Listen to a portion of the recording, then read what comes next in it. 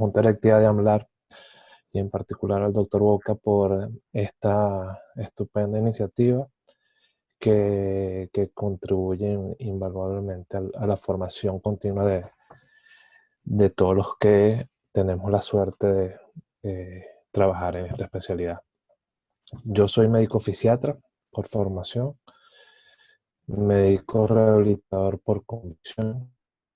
Tengo la suerte de trabajar en un muy buen equipo de trabajo y no puedo pasar la oportunidad de agradecer a ese equipo de trabajo, a la doctora Deborah Rosenberg, amiga y mentora, a la doctora Diva Pulido, amiga y mentora, que trabajan en nuestro equipo hace mucho tiempo. Eh, Siendo médico fisiatra y en particular siendo médico rehabilitador, que lamentablemente no son sinónimos en la práctica. Siempre he hecho mucho énfasis en el gran valor agregado que como médicos fisiatras debemos dar al equipo médico, al equipo de salud de todos nuestros pacientes. Y ese valor agregado es básicamente la evaluación funcional que nosotros damos a nuestros pacientes. Cómo evaluamos no solamente la patología, la enfermedad y el tratamiento en base a ese diagnóstico, sino que hacemos una evaluación del impacto funcional de la patología en la vida diaria de nuestros pacientes. Y al final de cuentas es lo que en el mediano y largo plazo da un impacto importante en la calidad de vida de los mismos. Vuelvo a insistir en este punto porque es donde, a pesar de que es nuestra fortaleza, es también gran parte de nuestra debilidad, ya que esa evaluación funcional en muchos casos no llega a ser lo objetiva ni lo concreta que debería ser. Y esto hace que en muchos casos nuestros objetivos de tratamiento desde el punto de vista funcional no lleguen a un feliz término. Básicamente, esta conferencia trata de el protocolo o la batería de herramientas como médicos fisiatras en nuestro para tratar de lograr esa evaluación funcional, pero no solamente funcional, sino objetiva, para por un lado tener un diagnóstico mucho más preciso y claro del estatus funcional de nuestros pacientes, pero además para tener una base de comparación para poder autoevaluar las intervenciones terapéuticas que hacemos en los mismos y lograr definir si vamos o no por el mejor camino. Vamos a tratar en los siguientes 45 minutos de hablar sobre la marcha del paciente espástico, el abordaje funcional de esta marcha espástica, la importancia que tiene la velocidad de marcha y en particular la condición de bradipedia en este tipo de pacientes.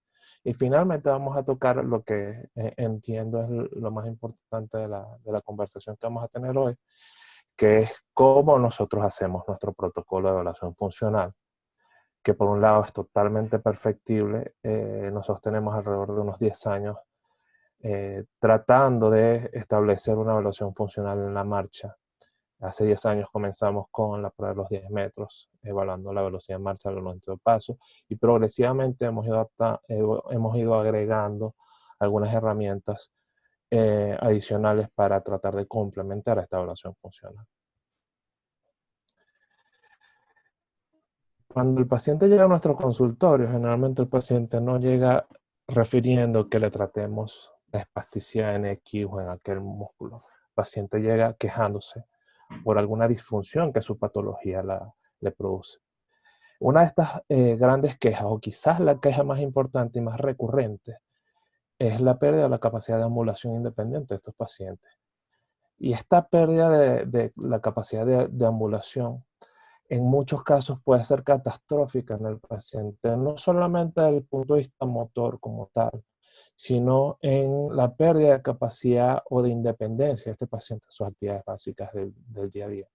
Y esto, por lo tanto, nuevamente, no solo trastorna la parte motora, sino que inclusive trastorna mucho más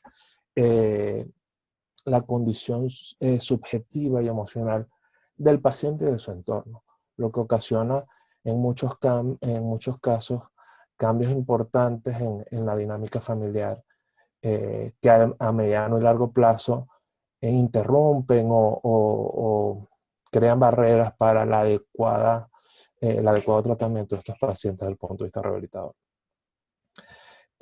Jorgensen, en un estudio en 1995, revisó alrededor de 200 y tantos pacientes que ingresaban al servicio de rehabilitación posterior a un evento cerebrovascular. Y estos pacientes que ingresaban, 51% ingresaban sin capacidad para deambular y alrededor de un 12% requerían un nivel variable de asistencia para realizar la deambulación. El resto del porcentaje de pacientes, por supuesto, tenían una deambulación más o menos independiente. Después de 3 meses de rehabilitación, ese 51% sin capacidad para deambular disminuyó en forma importante hasta un 18%. Y el porcentaje que persistía con cierta asistencia para la deambulación se mantenía más o menos en un 11 o 12%.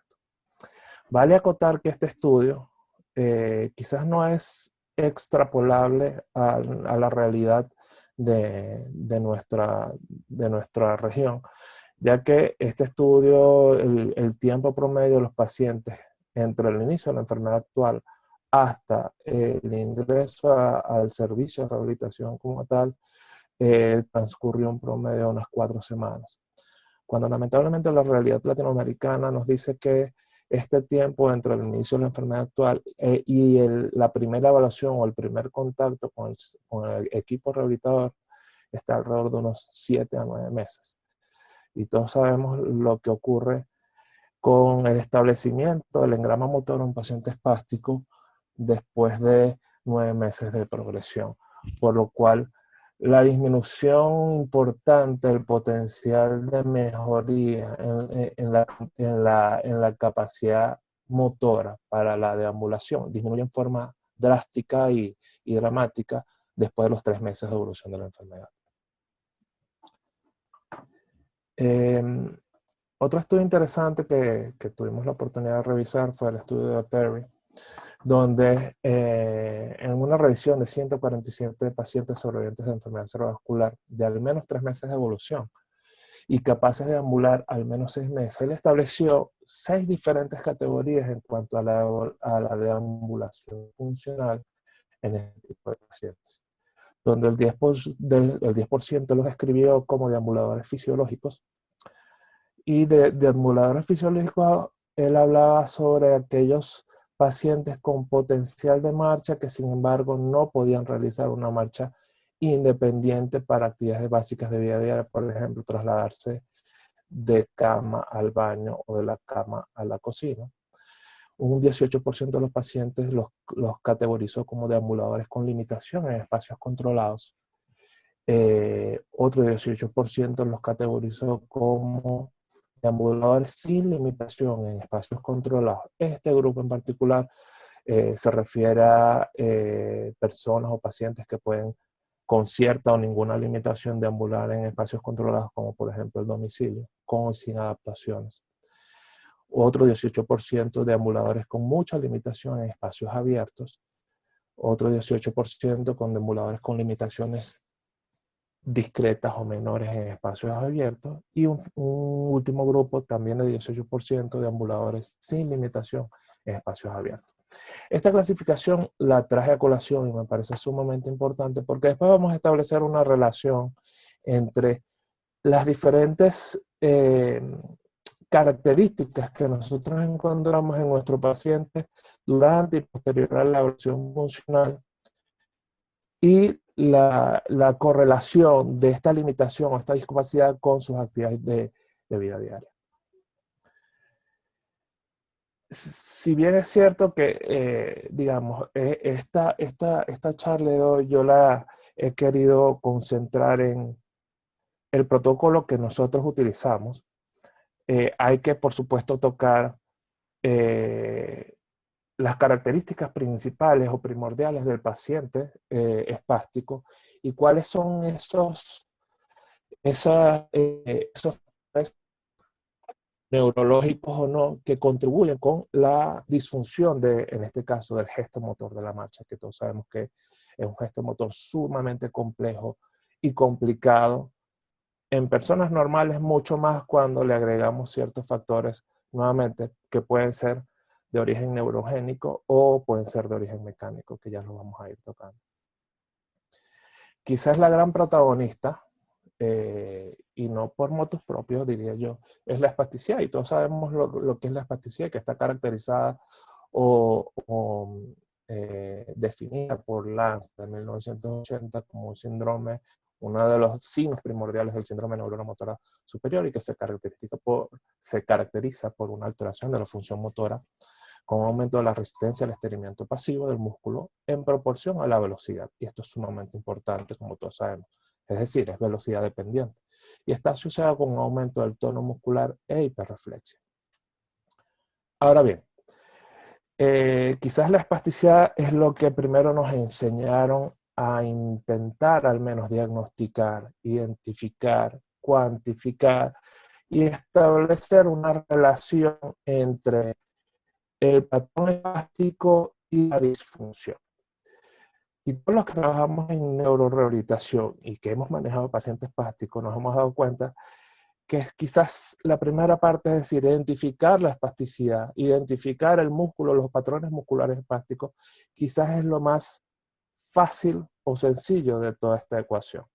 Pero cuando tenemos que establecer, digamos, en forma comparativa de un paciente a otro, porque un patrón espástico produce cierta disfunción o cierto grado de disfunción en unos pacientes, y un patrón espástico muy similar o equivalente produce otra disfunción diferente y con un mayor grado o menor grado de discapacidad en otro paciente diferente, ahí es donde vemos la complejidad de esto. Y esto básicamente trata o viene a colación porque no solamente la espasticidad es la que produce esta disfunción, es la espasticidad más una serie de condiciones neurológicas o mecánicas que hacen sinergia con la espasticidad y producen diferentes, diría miles de presentaciones que van a producir disfunción motora y van a poder producir discapacidad o limitación en la capacidad motriz para la deambulación. Y muchas de estas condiciones no son muy fácil de diferenciar, al menos desde el punto de vista clínico, en nuestros pacientes. Cuando hablamos de espasticidad, pero además el paciente puede tener hipertono no velocidad dependiente, que se presenta en muchos casos en procesos de plasticidad cerebral en una fase una fase tardía de un mayor proceso de fenómenos adaptativos a la lesión. No siempre es tan fácil definir qué es espasticidad y cuál es el hipertono. Pero además, la espasticidad en el mediano y largo plazo, como más adelante vamos a hablar, produce alteraciones mecánicas dentro del músculo espástico, alteraciones que producen cambios en las propiedades viscoelásticas del músculo espástico y del tejido conectivo, tanto dentro como en la periferia del músculo espástico, que también van a contribuir en forma importante con la disfunción. Pero además, contracturas, cambios tróficos, calcificaciones ectópicas, debilidad producto de desacondicionamiento físico, sarcopenia, van a contribuir en forma importante, en mayor o en menor medida, a esta disfunción. Y nuevamente, no siempre es fácil uno diferenciar o establecer cuál es el mayor porcentaje que produce la disfunción, si es la espasticidad o estos otros fenómenos o procesos que vienen acompañados de la espasticidad. Pero además, si a esto le agregamos fenómenos que son mucho menos visibles y mucho más difíciles de evaluar y diagnosticar, como la heminegligencia en algunos pacientes, la anosognosia, que es la incapacidad de de tener claro que tengo una patología neurológica, o la praxia, o la afasia, o las múltiples alteraciones sensitivas y sensoperceptuales que pueden presentar estos pacientes. Vemos lo complicado que es manejar estos pacientes cuando en principio solamente nos enseñaron a diagnosticar y a manejar la espasticidad o el patrón espástico. Pero además, si queremos complicar un poquito más la circunstancia, uno de los grandes problemas funcionales de la espasticidad acompañado del resto de fenómenos que ya hemos hablado es la ejecución anormal de los gestos motores.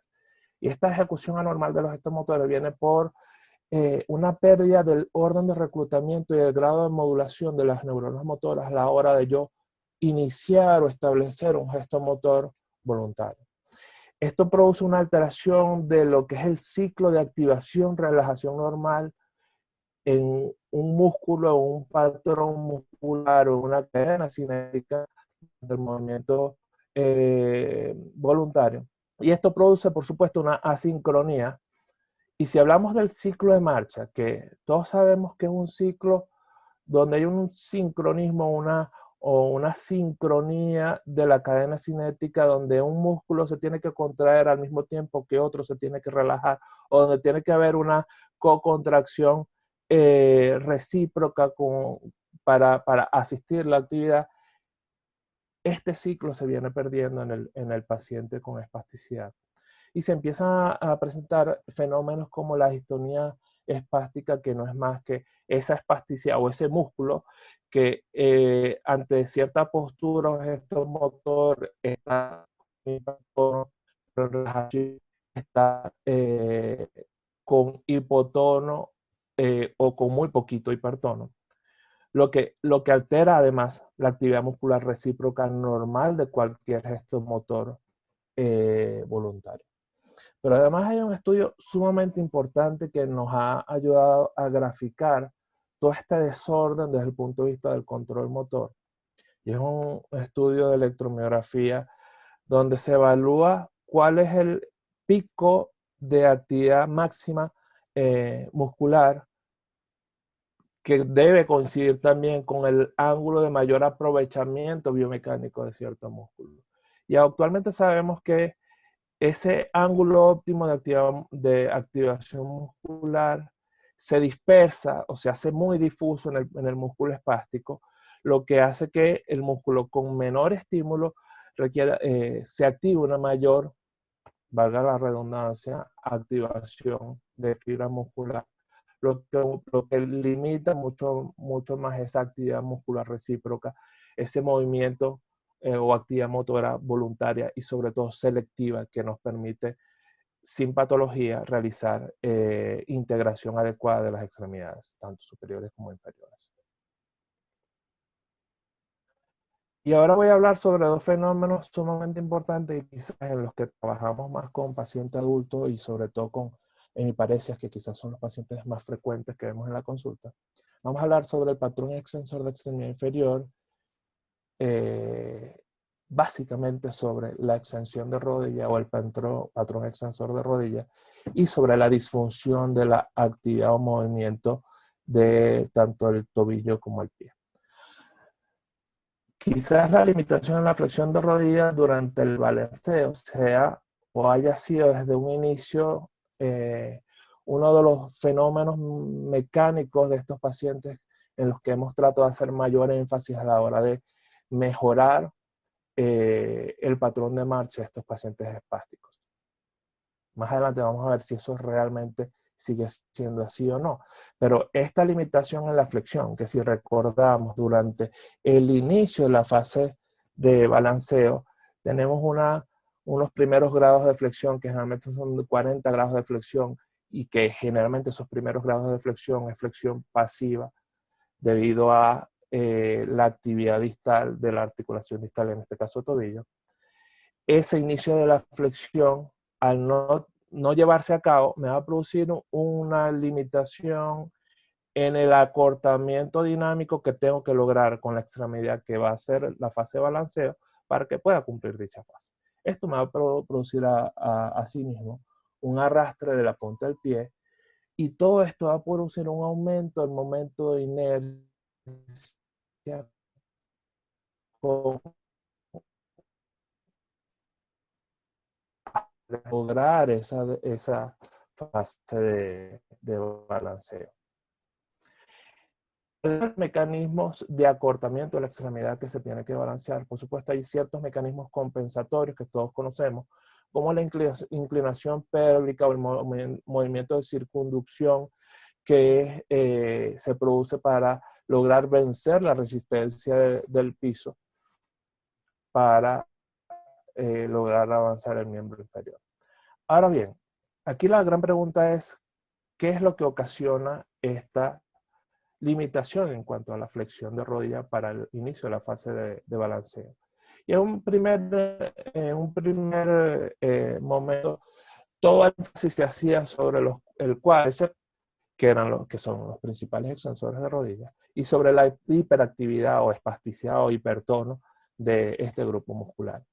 Pero en los últimos años se ha hecho mucho más énfasis en el papel que juega el tríceps sural y particularmente los gastrocnemios en el déficit de extensión, ya que sabemos que cuando se inicia en la fase de prebalanceo y cuando comenzamos a iniciar la fase de balanceo, es necesario una dorsiflexión del pie. Esta dorsiflexión es la que dispara o desencadena el inicio de la flexión pasiva de la rodilla. Y yo los invito a hacer un ejercicio de estirar todos la pierna y con la rodilla en total extensión hacer en forma activa una dorsiflexión y vean cómo se comporta la rodilla en ese momento. Este fenómeno hoy en día se toma en cuenta como el primer mecanismo para desencadenar este patrón extensor de rodilla. Y por lo tanto es sumamente importante el buen manejo de la hiperactividad del tríceps sural para este patrón. Pero además existe, por supuesto, papel de los extensores de cadera y de los isquiotibiales en este patrón. Pero bueno, no quiero profundizar mucho más en generalmente no hay un solo grupo muscular que produce el cambio, sino que hay una serie de sinergias que me van a producir este patrón en particular. Actualmente la dinámica del pie y tobillo, como ya hemos hablado en el paciente espástico, quizás es el componente más crítico de este patrón de marcha.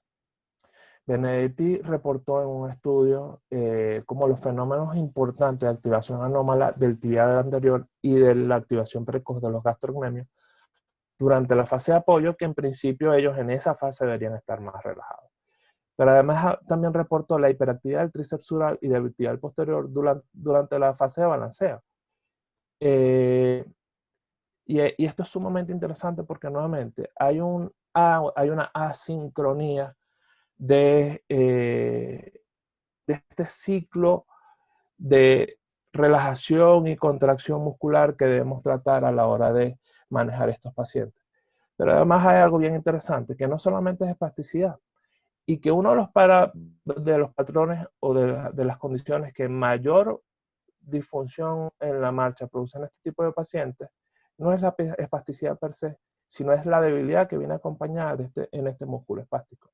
Y sí, la debilidad, porque la debilidad produce que generemos menos momento o menos fuerza a la hora de iniciar el despegue.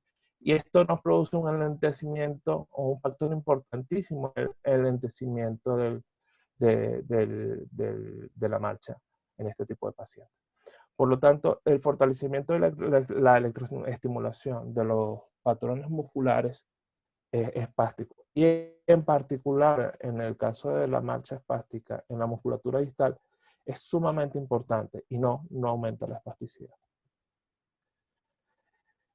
Un último fenómeno que contribuye en forma importantísima a la disfunción de la marcha en los pacientes espásticos son lo que habíamos tocado brevemente antes, que es hablando de las propiedades mecánicas y viscoelásticas tanto del músculo como del tejido conectivo que está dentro como en la periferia del mismo. Given reportó que había un cambio en el ángulo del torque del músculo parético versus cuando se comparaba con el músculo normal. Y una de las hipótesis principales de este cambio biomecánico, este cambio del ángulo del torque, tiene mucho que ver con el aumento de la concentración de tejido intramuscular. Y esto básicamente consecuencia de una acumulación excesiva del ácido hialurónico dentro de la fibra muscular, lo que por un lado produce mayor rigidez del músculo, pero además limita mucho lo que es la adecuada contracción-relajación de las miofibrillas. Y esto ha traído a colación en los últimos años la utilidad de una enzima como la hialuronidasa muscular para tratar este tipo de cambios no neurogénicos del músculo espástico. Ahora bien, ¿por qué hacer una evaluación funcional de marcha? Y con evaluación funcional de marcha, aquí no estoy incluyendo evaluación instrumental, ni evaluación que todos conocemos y que de hecho todos en algún momento hemos utilizado como los laboratorios de marcha, como la electromiografía de superficie inalámbrica, que por supuesto nos dan una serie de data sumamente importante, pero que está limitada, uno, a la experticia, pero además al acceso de ese tipo de tecnología. Pero además también a lo que es la dinámica propia de esos equipos que por experiencia puedo decir que un porcentaje muy bajo de pacientes, incluso en centros que tienen este tipo de tecnologías, pueden pasar por este tipo de alternativas. Sin embargo, dicho esto, la tecnología no es un lujo, es una necesidad, y en los centros donde se cuenta con esta alta tecnología, a pesar de que menos de un 10% de los pacientes pasan por estas alternativas o por estas tecnologías, lo que el equipo médico aprende con estas tecnologías impacta positivamente en el diagnóstico y en el manejo terapéutico del 100% de los pacientes que pasan por nosotros. Ahora bien, eso es en el caso óptimo que tuviéramos tecnología, pero el gran porcentaje de nosotros, cerca del 95% de los médicos fisiatras y rehabilitadores, no contamos con este tipo de tecnología. Pero eso no nos excusa de mejorar nuestra capacidad de evaluación y nuevamente, sobre todo una evaluación funcional y objetiva para, por un lado, saber el estado o el estatus funcional de nuestros pacientes, pero además poder evaluar la progresión del mismo y poder autoevaluar nuestra capacidad de pronóstico en nuestras intervenciones terapéuticas y la capacidad de progresión de nuestros pacientes. ¿Por qué comenzamos con velocidad de marcha? Porque quizás, nuevamente, la marcha, como dije al principio, es una disfunción catastrófica en muchos de nuestros pacientes. Y la velocidad de marcha es una medida relativamente sencilla, como ya veremos más adelante, de evaluar en forma regular, no solamente con una motivación científica, sino con un valor y un peso clínico en cada uno de nuestros pacientes. Pero es que además, en los últimos años, cada vez más se le ha dado más importancia a la velocidad de marcha como un predictor fuerte, no solo de discapacidad, sino también de sobrevida en adultos mayores con algún tipo de patología, no necesariamente patología neurológica. Pero aún hay más. Ya en los últimos estudios se ha logrado demostrar que un incremento en la velocidad de marcha está relacionado con un aumento de esta sobrevida. Y cambios tan pequeños como 0.1 metros sobre segundo están relacionados con cambios mucho más drásticos en la función y sobre todo en la calidad de vida del paciente. Ahora bien, nuestros pacientes generalmente, tanto adultos mayores como pacientes neurológicos con patrones espásticos, generalmente sufren de una marcha lenta, lo que podemos llamar como bradipedia. Y la bradipedia, como ya veremos más adelante, se define como una velocidad de marcha por debajo de 1 metro sobre segundo. Y esta bradipedia está en relación directa con un aumento del riesgo de caídas. Y todos sabemos lo dramático que puede ser una caída en este tipo de pacientes, pero además lo dramático que puede ser para el paciente el miedo de caerse y la inhibición de que este miedo va a producir en la adecuada participación de nuestros pacientes en sus actividades de vida diaria. Pero además la bradipedia está asociada directamente con discapacidad y un aumento de la discapacidad, inclusive una discapacidad mayor a la que objetivamente el cuadro del paciente podría producir. Pero además un aumento de la morbimortalidad de nuestros pacientes. Y esta bradipedia, las causas son multifactoriales, desde el simple desacondicionamiento físico y la sarcopenia que el paciente adulto mayor puede presentar, hasta cuadros de dolor, comorbilidades que produzcan disminución de la capacidad cardiorrespiratoria de nuestros pacientes, alteraciones de la visión, cuadros depresivos, trastornos cognitivos u otros trastornos neurológicos pueden estar en relación directa con esta disminución de la velocidad de marcha. Aquí tenemos un cuadro que Bohannon describió en su estudio en 2011. Un cuadro donde relaciona cuál es la velocidad normal de la marcha según edad y sexo en los pacientes. Esto es una tabla de muy buena de referencia y que deberíamos utilizar siempre para comparar la velocidad de marcha de nuestros pacientes con la norma estándar según sus características de edad y sexo. Y hay un dato importante que quise traer a colación en relación con esta tabla de velocidad normal de la marcha. Y es que es como estándar mundial para el paso de peatones, está que ellos calculan la velocidad de marcha en 1.2 metros sobre segundo. Lo que trae como consecuencia que el paciente adulto mayor generalmente no tiene suficiente tiempo para, en condiciones normales, sin presencia de patología, hacer un cruce normal en un paso de peatón sin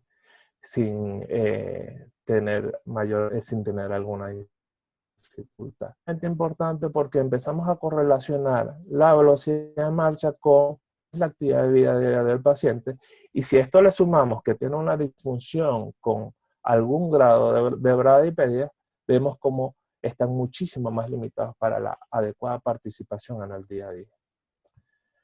Además, estos cuadros que les presento a continuación, estos dos primeros son las referencias utilizadas en buena parte y en Australia.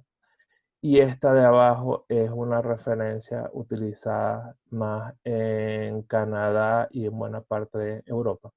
Estos son cuadros que correlacionan lo que es el grado de bradipedia o el grado de disminución de velocidad de marcha con la disfunción de nuestros pacientes. La bradipedia la podríamos categorizar o graduar como leve en aquellos casos donde la velocidad de marcha está entre 0,7 a 1 metro sobre segundo. Moderada en aquellos casos donde está entre 0,3 a 0,7 metros sobre segundo. Y severa cuando hay una velocidad de marcha por debajo de 0,3 metros sobre segundo. Ahora, ¿qué significa esto? ¿Y qué impacto tiene esta condición o esta disfunción sobre la vida diaria? Y para eso traigo a colación estos cuadros siguientes.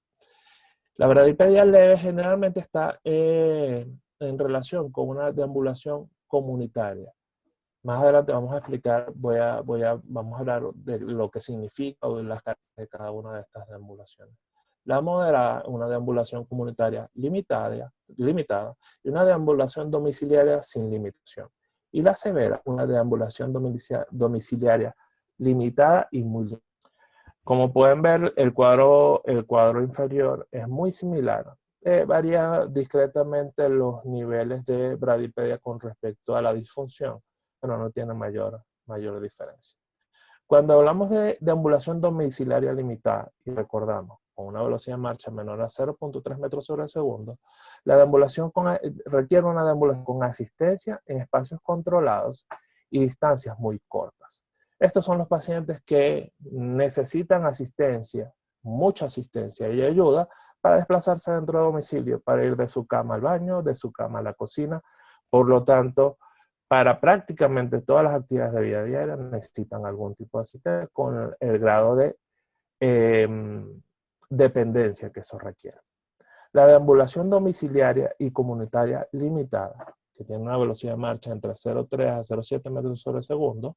La deambulación es en espacios controlados, sin limitación, en muchos casos con algún grado de adaptación, por ejemplo, ampliar pasillos, eliminar barreras como alfombras, por ejemplo, o escalones, adaptar baños para que sea mucho más fácil el desenvolvimiento del paciente en esos espacios más pequeños. También tiene una característica de ambulación en espacios no controlados y distancias medias, pero con ya un grado mayor de asistencia y de acompañamiento. Y tiene una muy pobre tolerancia a la deambulación en terrenos irregulares con un riesgo de caída bastante aumentado. La deambulación comunitaria, con una velocidad de marcha mayor de 0,7 metros sobre segundo, tenemos una deambulación en espacios no controlados, en distancias medias, sin necesidad de acompañamiento y con el uso de sus asistencias habituales, por ejemplo, órtesis o bastones. Y tiene una tolerancia moderada a terrenos irregulares, persistiendo una limitación y requiriendo asistencia y mayor acompañamiento cuando estamos hablando de ya distancias mucho más largas. Ahora bien, como les dije en un principio, básicamente el key point o el punto principal de esta conversación es presentar lo que hacemos como evaluación funcional de la marcha y explicar a grosso modo de qué se trata cada una de las fases y cuáles son las ventajas y los resultados que estas pruebas nos pueden dar en nuestros pacientes. De entrada les digo que todos nuestros pacientes en todas estas pruebas se hace un video registro y se procura llevar una base de datos con cierto orden en la medida de lo posible para que sea de fácil acceso y podamos utilizar los videos de evaluaciones anteriores como estudio comparativo a la hora de reevaluar a nuestro paciente. Creo que esto es vital porque muchas veces nuestra memoria tiene ciertas limitaciones y el hecho de poder comparar videos en dos momentos diferentes de nuestros pacientes nos da mucha mayor información que nuestra memoria. Además, pongo aquí la escala de Gass con un asterisco, porque no es de hecho, no es una escala que en principio en forma formal utilizamos dentro del protocolo de evaluación, pero es la escala que por lo menos yo en particular utilizo más en mis pacientes y la incluyo en esta evaluación porque no la hago generalmente en el momento que hacemos el protocolo de evaluación de marcha, pero sí viene incluida dentro de su historia clínica. Y en forma concreta, nosotros realizamos tres pruebas principales en estos pacientes. La prueba de los 10 metros, que nos va a dar velocidad de marcha en longitud de paso. El Up and Go Test cronometrado, que nos va a medir capacidad compleja de coordinación, equilibrio y propriocepción. Y finalmente, básicamente lo que nos mide es el riesgo de caída.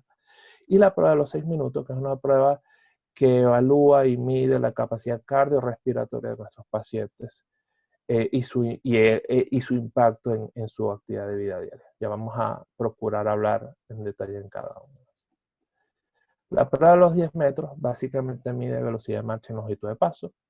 ¿Quiénes son los pacientes sensibles de realizarla? Por cualquier paciente que pueda caminar en forma independiente o con mínima asistencia al menos 10 metros. El espacio físico necesario es un pasillo de 10 a 15 metros. Ya vamos a ver cuál es la diferencia y cuándo necesitamos más metros y cuándo necesitamos menos. De largo por al menos 90 centímetros de ancho con una demarcación que nos defina las distancias y sin obstáculos alguno. ¿Qué equipos requerimos para la prueba de los 10 metros? La planilla de recolección de datos, 2 sillas con posabrazos estables y que sean adaptables dependiendo de la capacidad motora de nuestros pacientes, conos que nos ayuden a la demarcación de las distancias, por supuesto un cronómetro y la videocámara. La duración para la aplicación de esta prueba va a variar mucho, pero en términos generales, entre 2 a 5 minutos podemos realizar las 3 mediciones requeridas desde el punto de vista estadístico para que la prueba tenga mayor sensibilidad.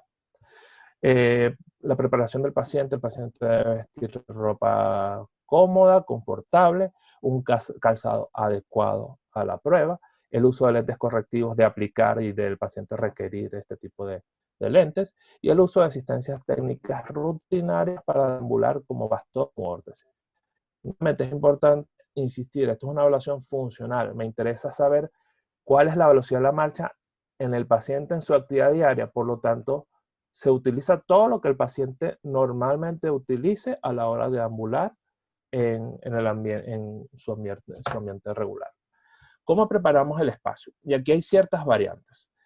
En condiciones normales, necesitamos un espacio de alrededor de 14 metros, donde vamos a poner unos conos que separen el área medible o el área registrable, que entre cono y cono van a haber 10 metros, y las sillas a los extremos de los 14 metros.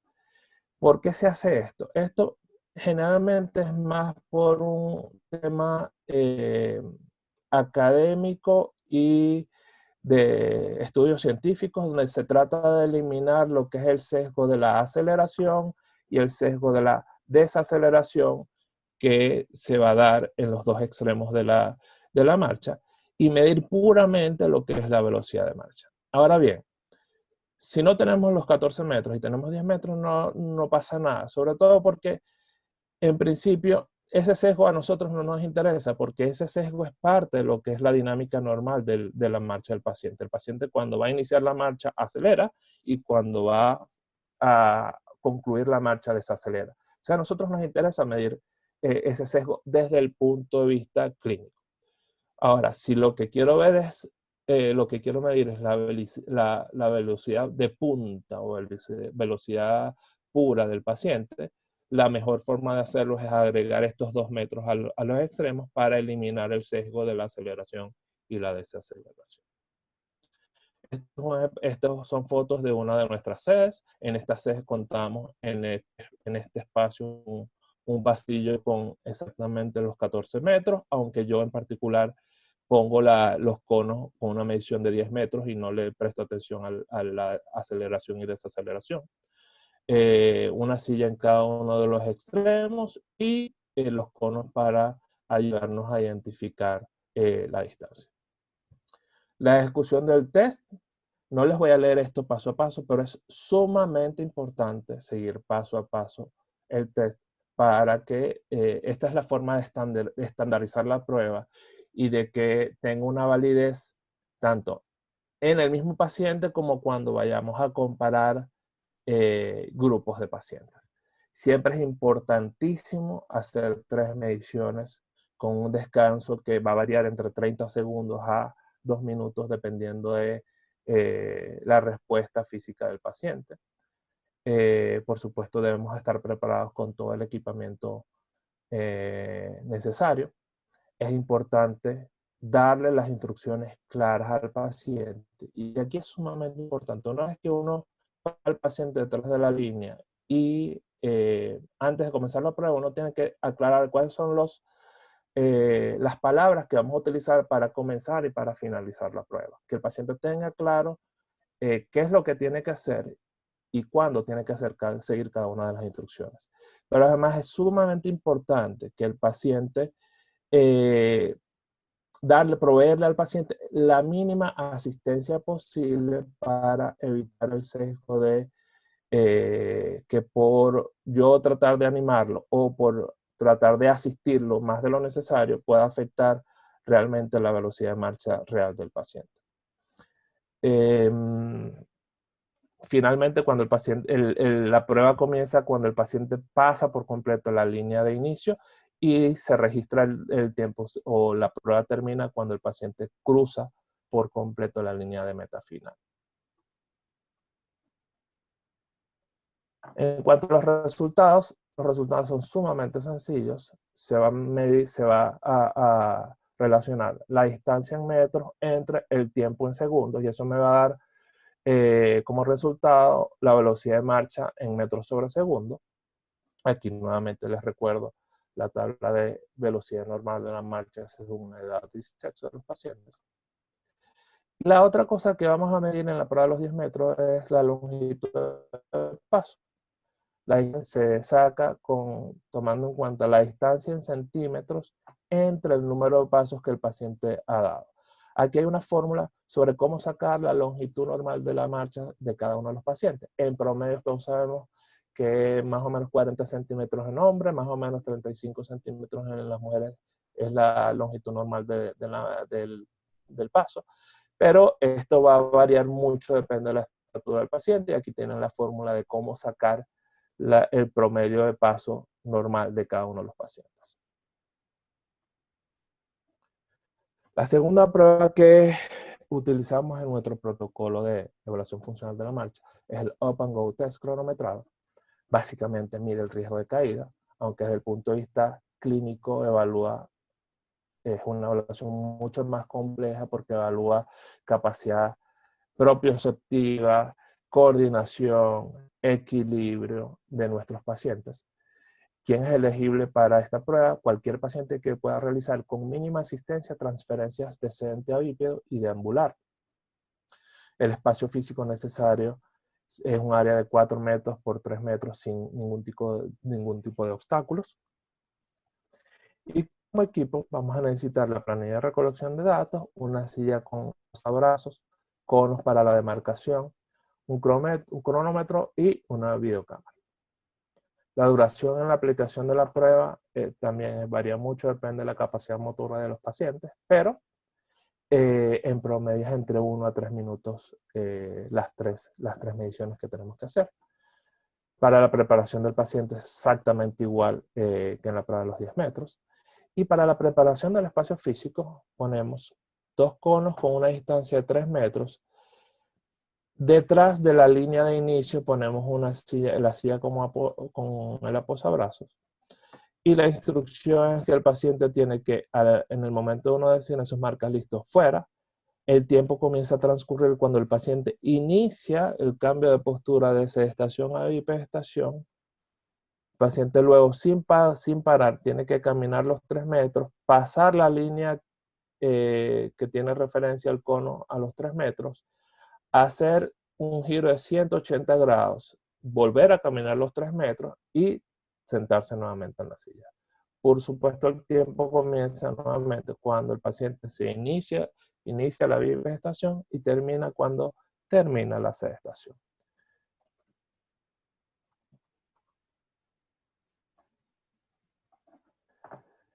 Esto nos va a dar un tiempo. Y este tiempo simplemente, esta es la escala que nos mide o nos gradúa la capacidad funcional de ese paciente de acuerdo al tiempo que tardó en lograr completar el circuito. Menos de 10 segundos, estamos hablando de un paciente sin un riesgo de caída aumentado. Es decir, tiene el riesgo de caída normal de un paciente para su edad y su condición de salud. Un paciente entre 11 a 20 segundos ya nos habla de que ya tiene un compromiso mayor desde el punto de vista de coordinación, equilibrio y propiocepción, lo que condiciona un riesgo levemente aumentado de caída. Un paciente que tarda entre 21 a 30 segundos es un paciente que tiene un riesgo de caída moderadamente aumentado, y un paciente que tarda más de 30 segundos es un paciente de alto riesgo de caída, lo que tenemos que tomar muy en cuenta a la hora de hacer el abordaje terapéutico de este paciente. Finalmente, vamos a hablar sobre la prueba que es más compleja y que requiere un mayor seguimiento, que es la prueba de los 6 minutos. ¿Qué mide esta prueba? Capacidad cardiorrespiratoria y su impacto funcional. ¿Quiénes son sensibles de realizar esta prueba? Cualquier paciente que pueda caminar en forma independiente o con una asistencia mínima de no más de un acompañante, que siga instrucciones, que tenga una condición cardiovascular no solamente estable, sino adecuadamente controlada y tratada, y ausencia de contraindicaciones. Aquí es sumamente importante hacer revisión en cada uno de nuestros pacientes de su condición de salud. Existe una lista de contraindicaciones relativas, que de haber presencia de alguna de estas condiciones, no hay una contraindicación absoluta, pero sí hay una recomendación fuerte para consultar al médico o médicos tratantes de este paciente antes de realizar la prueba, y realizarla solo cuando tenemos autorización de los especialistas respectivos. Y en esta lista tenemos una frecuencia de reposo mayor a 120 latidos por minuto o menor a 60 latidos por minuto, una tensión arterial sistólica en reposo mayor a 160 milímetros de mercurio, una diastólica en reposo mayor a 100 milímetros de mercurio, una enfermedad coronaria que no tengamos claro su estatus actual, al igual que estenosis valvular o un bloqueo auriculoventricular, cardiopatía hipertrófica, hipertensión pulmonar, embarazo avanzado o de alto riesgo, o un desequilibrio hidroelectrolítico. Nuevamente, estas son contraindicaciones relativas que en muchos casos, con un buen control o con la opinión de los médicos tratantes, probablemente sea seguro realizar la prueba.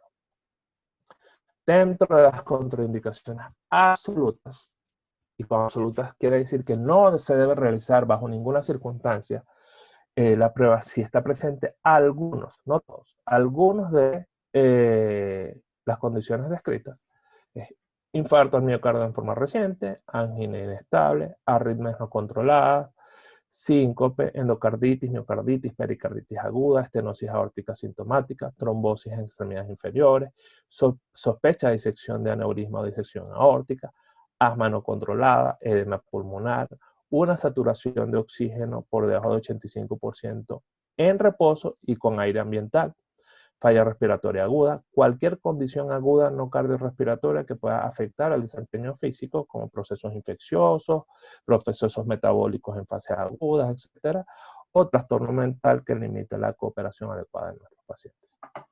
¿Qué espacios físicos requerimos para esta prueba? Una pista de 10 a 30 metros de largo, con al menos 90 centímetros de ancho, con demarcación y sin obstáculos. Y en equipamiento, aquí sí requerimos un poquito más de equipo, además de la planilla de recolección de datos, 3 a 4 sillas con posabrazos, conos de marcación de pista, un cono o señalador para marcar donde el paciente termina la prueba para tener una medición exacta de la distancia, cronómetro y contador de vueltas, monitor cardíaco portátil. Es sumamente monitorizar adecuadamente a estos pacientes, no solamente para poder identificar cualquier alteración cardíaca durante la prueba, sino además para ver cómo es el comportamiento, para que sobre todo el cardiólogo interconsultante o el cardiólogo del equipo tenga mayor información del paciente durante la prueba. Por supuesto, un tensiómetro, un oxímetro de pulso, videocámara y sobre todo un plan de emergencia. Si bien es cierto que si cumplimos con todo lo anterior discutido, la incidencia de sustos o de emergencias es bastante baja. Siempre debemos tener un plan de emergencia bien establecido y qué realizar en el caso de que alguna contingencia ocurra con nuestros pacientes. Duración de la prueba para la aplicación generalmente son 8 a 10 minutos, porque uno se tarda mucho digamos, en la obtención de los señales y la preparación del paciente y la explicación de la prueba. El paciente debe tener una vez por el uso de asistencia, su medicación en forma regular y sin cambios. Y es sumamente importante no haber realizado ejercicio vigoroso al menos 2 horas antes de la prueba. Hay muchas formas de preparar el espacio físico y nuevamente va a estar determinado por el espacio físico disponible que tengamos.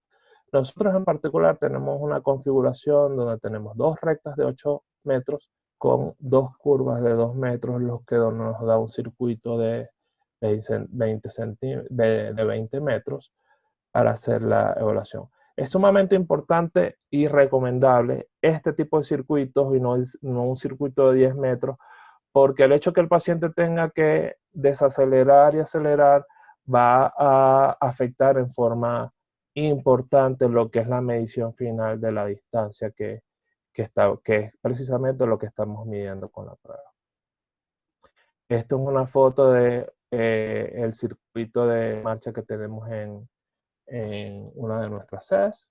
Nuevamente tenemos 2 rectas de 8 metros y 2 curvas de 2 metros cada uno, lo que nos da un circuito de 20 metros, una disposición de 3 sillas con reposabrazos a lo largo de toda la prueba, de todo el circuito, y siempre con un acompañamiento de observación cercana por parte de él o los evaluadores.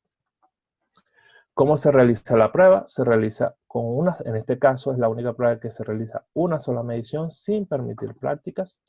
Se calcula la predicción de distancia según edad, talla y sexo. Más adelante les voy a dar las fórmulas y las aplicaciones que utilizamos para hacer esta predicción. El evaluador debe tener el cronómetro y la planilla preparadas en la mano, con las manos disponibles para la asistencia del paciente. Siente al paciente en la silla del punto de partida y dé las instrucciones en forma clara. Y es sumamente importante hacer énfasis en que es caminar la mayor distancia posible durante los 6 minutos sin correr ni trotar. Está permitido desacelerar o incluso descansar en caso de ser necesario, pero se debe reiniciar la marcha lo antes posible en la medida que el paciente recupere la causa que hizo obligar a descansar. Es importante para el paciente no hablar durante la prueba, salvo que sea para reportar alguna incidencia o problema durante la misma. Se le muestra al paciente el circuito. De hecho, el examinador debe recorrer el circuito para mostrar al paciente el mismo. Se debe registrar y medir los signos vitales en reposo, frecuencia cardíaca, tensión arterial, saturación de oxígeno, y se inicia la monitorización cardíaca. Se le instruye al paciente que se pare detrás de la línea de inicio y después de preparado, listo y fuera, el paciente debe iniciar la deambulación y se activa el cronómetro una vez el paciente cruza la línea de inicio. En todo momento, nosotros como evaluadores debemos estar al lado del paciente, pero procurar siempre no ni entorpecer y mucho menos influir en el paso del paciente. El paciente se le da nuevamente se le debe proveer la menor asistencia posible para evitar algún tipo de sesgo. Es sumamente importante instruir al paciente que no se distraiga y que el evaluador no motive, ni el evaluador ni los acompañantes realicen motivación que influya en el paso del paciente.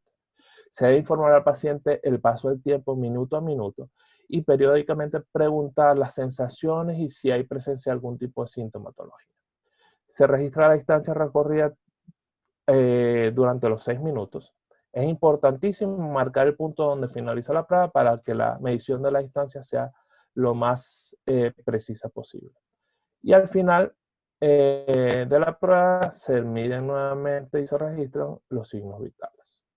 Esta es una fórmula que nos ayuda a hacer la predicción de la distancia según edad, talla y sexo, tanto en hombres como en mujeres. Hay ahorita miles de aplicaciones que nos ayudan y nos asisten en todo el protocolo de estas pruebas y que hacen de forma automática todos estos cálculos que hemos hablado hoy. Sin embargo, siempre hay que saber de dónde sale cada uno de los resultados. Y esto es un dato importante que está basado en el Sistema Público de Salud canadiense, donde en base a la prueba, ellos han establecido en condiciones normales, en la norma, digamos, legal de urbanismo en Canadá, cuánto es el promedio de cada una de las distancias que toda persona tiene que recorrer, nuevamente, en promedio y como referencia, para diferentes tipos de actividades que requieren su día a día. Y esto nos permite establecer una relación dependiendo de la distancia que el paciente logra deambular en la prueba de los 6 metros, qué tanta limitación o qué tanta capacidad de integración va a tener en la vida regular, la vida social regular del paciente. Conclusiones. Creo que se nos ha hecho un poquito largo, pero como conclusión, insistir. Es sumamente importante que mejoremos nuestra capacidad de medir, evaluar y sobre todo autoevaluarnos desde el punto de vista funcional. tanto la progresión y evolución de nuestros pacientes, pero además nuestra capacidad de pronóstico en cuanto a las intervenciones que realizamos en nuestros pacientes. Esto nuevamente es un protocolo que es completamente perfectible, que de hecho le seguimos agregando cosas y agregando herramientas y agregando eh, escalas para que nos aporten mayor información de nuestros pacientes. Pero la idea es que seamos mucho más proactivos a la hora de lograr y mejorar la evolución de nuestros pacientes, para que nuevamente logremos las metas funcionales que el paciente busca a la hora de que nos consulte en nuestros centros. Si tienen alguna pregunta.